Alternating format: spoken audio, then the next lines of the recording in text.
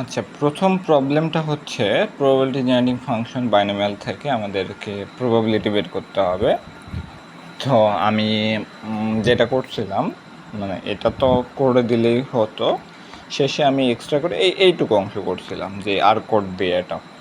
তো আর কোডে এটা ফাংশন ইউজ করছি। এখন ফাংশন ইউজ করলে একটু সমস্যা হচ্ছিল, মানে এই যে বিশেষ করে ফর লুপের ভিতরে এই যে দুইটা তিনটা করে দাগ দিচ্ছি, হ্যান করতেছি হ্যান করতেছি, এত কিছু যদি আমরা করতে না চাই তো এই কাজটা করা যাবে। এই যেমন আমি এখানে করলাম, আমরা মানে ডাইরেক্ট পিডিএফ প্রসেসে যেমন এনের একটা ভ্যালু ধরে নিলাম, কথা একটা 6 ধরে নিলাম। এক্সের মান তাহলে কী হয়, 0 থেকে এন পর্যন্ত হয় আমাদের বাইনোমিয়ালের ক্ষেত্রে। তাহলে যেহেতু এটা ফেয়ার কয়েন ছিল, মানে সুতরাং এটা পি এর মান হাফ হবে এবং কিউ এর মান হবে হাফ বা 1 - পি। আর আমাদের পিডিএফটা হয় কি এনসিএক্স। তো এনসিএক্সকে আমরা চুজ, মানে কম্বিনেশনটাকে চুজ আকারে লিখতে পারি। চুজ, এখানে n, এক্স দিব, আর এরপর p to the power x q to the power n - x.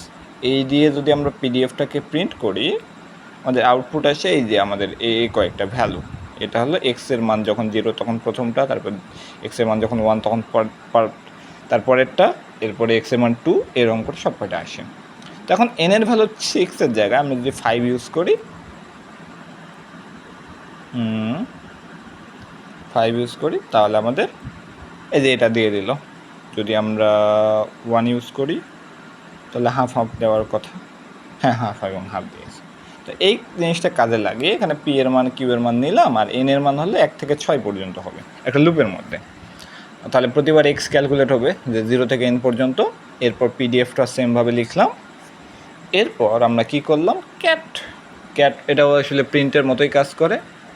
তাহলে আমরা ক্যাট না লিখে চাইলে প্রিন্টও লিখতে পারতাম। তো ক্যাট করার পরে এই যে প্রথম \n, এই \n এইটা আসলে নতুন একটা লাইন বোঝায়। তারপরে লিখতেছি কি n ইকুয়াল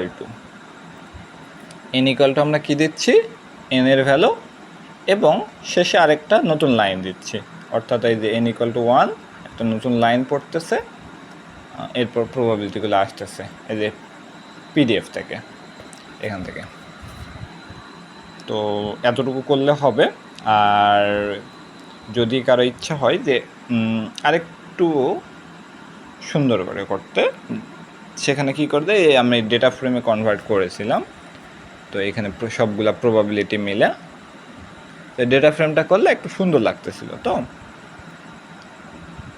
তাহলে আমি যদি এটা করতে চাই, এখানে কি করতে হবে, 1 2, হ্যাঁ এখানে ডিএফ, তাহলে ডেটা ফ্রেম হবে, লিখব ডাটা ডট ফ্রেম।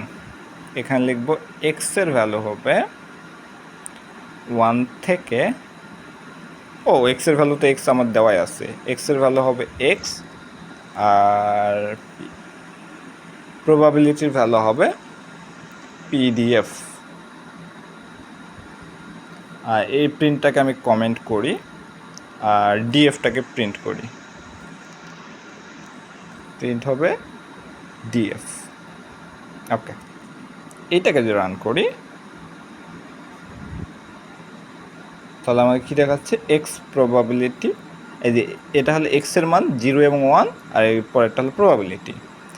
এক্সের ভ্যালু 0 1 2, এরপরটা হলো প্রবাবিলিটি। তো এইটা আমরা ডেটা ফ্রেম যদি করি তাহলে একটা সুন্দর দেখায় আর কি, এই আর কি, এর বেশি কিছু না। Thank you.